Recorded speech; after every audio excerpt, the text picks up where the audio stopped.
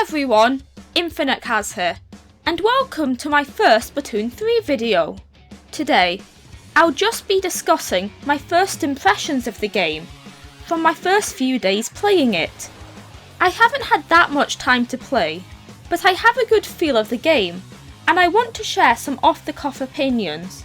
All of these subject to change in the future, obviously. With that being said, let's get right into it.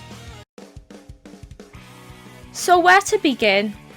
I just want to say that I have really enjoyed what this game is. I had pretty high expectations for Splatoon 3, and I would say the game has lived up to them. Granted, it's not perfect, but even now it feels like such a step up from Splatoon 2. Everything feels familiar, but also a little different. Games are faster paced and hectic, and while familiar, all my old weapons play slightly differently. The new specials, while sometimes frustrating, are so fun to use. Everything looks a little crisper and more refined, and while my online experience has not been perfect, I think it's better than Splatoon 2, at least from what I have played. Let's get into my thoughts on some specific topics. However, I won't be talking about the single player as I am yet to play it, but I am very excited to for sure. Even at launch, I am very impressed by the range of stuff to do. Firstly, we have good old turf wars that work the same as always, but obviously we have the new lobby and the ability to warm up while waiting for games. The big new change at the moment comes from ranked, now called Anarchy Battles. There are now no mode specific ranks, and the way you gain points is different. I love how there are now 2 ranked rotations happening simultaneously, so if there is one rotation I don't fancy, I'm not out of options. The series mode seems to be a more risk-reward type, with the ability to gain big rank-wise, but you lose a significant number of points if you fail to secure any wins. It's so stressful to have 4 wins and 2 losses, and going into a game knowing how many points are on the line, but it's still a great time, if not often a bit frustrating. The open mode seems more casual, and less focused on your rank meter, as you can play with your friends now. However, I do miss League, and hope it won't be long until it makes its way into the game. The extra things to do, like table turf battles, the locker system and such, are so nice to have in my opinion. I'm a sucker for stuff to keep myself busy, and there are so many little things to tinker with outside of the main modes. However, I will touch on a couple of things that I consider to be a negative. I'm not a huge fan of how in between ranked games you can't change your gear, instead you have to back out. I find this a bit clunky, but it's not a huge deal. Another small gripe that falls into this category is how everyone gets kicked from a game if someone disconnects earlier on. I find it just throws off the flow, and I don't mind carrying on with a DC as long as I don't lose any points for it. If the disconnect is on the opposite team, it's usually an easy win, and if on yours, the game doesn't last long and is no loss to get knocked out. Also, I was quite surprised we haven't seen a larger new mode, similar to Salmon Run's impact on Splatoon 2. I expect we will see something later down the line, but it means there's not much very unique gameplay to Splatoon 3 currently, which could be seen as a pretty big negative, although it doesn't really bother me. Obviously, with a new game comes new weapons and new mechanics.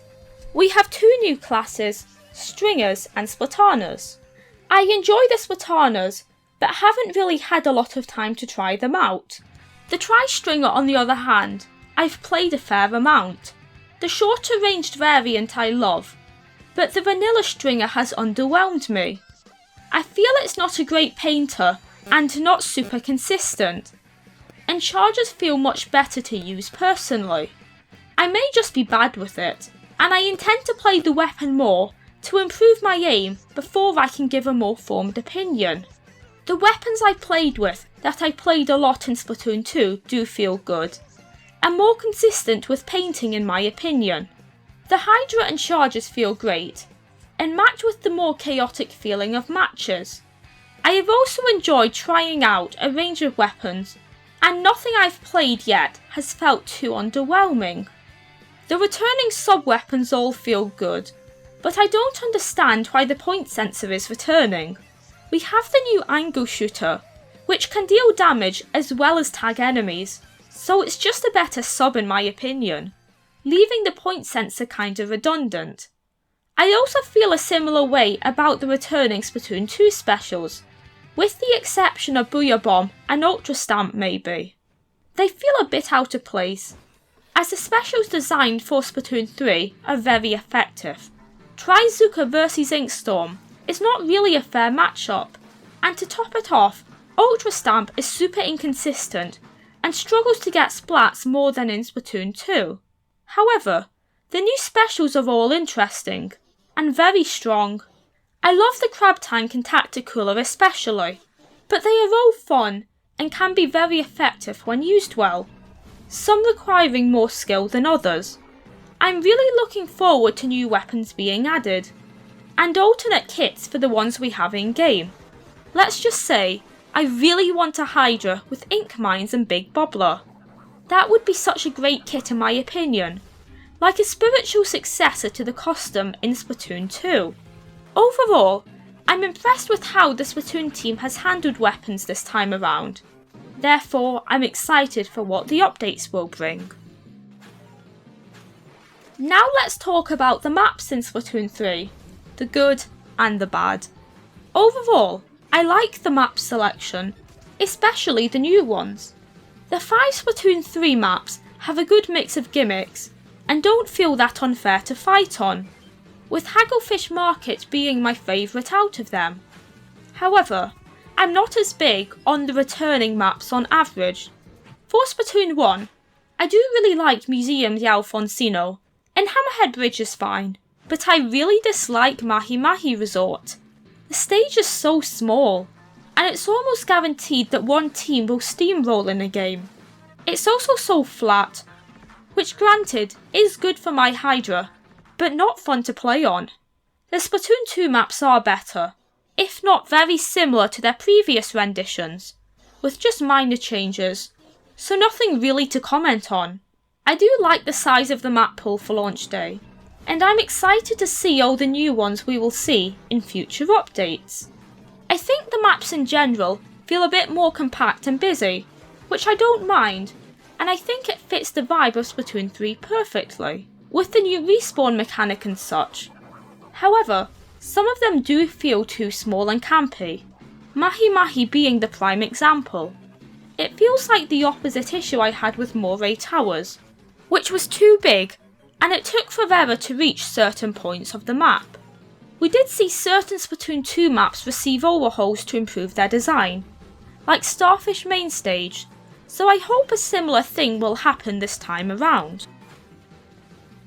So obviously, Salmon Run has returned in Splatoon 3, and I have really been enjoying it, as it's a really great step up from Splatoon 2's version, with enough tweaks to make it stand out. Firstly, thank you Nintendo for making it on all the time. Such a simple thing to do, and it's great to know if I'm up for Salmon Run, it will always be there. I also really like the 2 new maps so far, Sockeye Station and Gone Fission Hydro Plant. The latter is my favourite, but both are nice to play on, if not super inventive. The new bosses are also fun and fit right in, and not as frustrating as the Stinger and Flyfish to fight. And while hard, the Chohozuna wave is a lot of fun and very rewarding to beat. The game also gets a lot more difficult. Max hazard in Splatoon 2 was 200%, and this time it goes up to 333%, which I love. I never found Salmon Run very challenging, but that's all changed hopefully. I'm nowhere near the max level, and I'm already having to really focus to complete shifts, and it makes playing with friends super fun. The new reward system that you receive for fighting the Chohozuna is great as well. where you can buy new suits and decorations, giving another incentive to play the mode. And we also have the private job option, allowing you and your friends to test out combinations and play a more customizable version of Salmon Run without having to worry about your rank. I'm excited to see what support will be given to Salmon Run as the updates roll out. I do feel like the mode was brushed off a bit in Splatoon 2, and I hope that won't be the case again. So to conclude, my first impressions of Splatoon 3 are really positive, and I have had so much fun with this game already, and I'm excited to dive deeper into it and enjoy all that it offers, now and after each update. Thank you so much for watching until the end, and I hope you enjoyed. Please like and subscribe as it really helps me out. We are approaching 2,000 subs and I would love to have you here. And with that being said, I will see you all next time. Bye!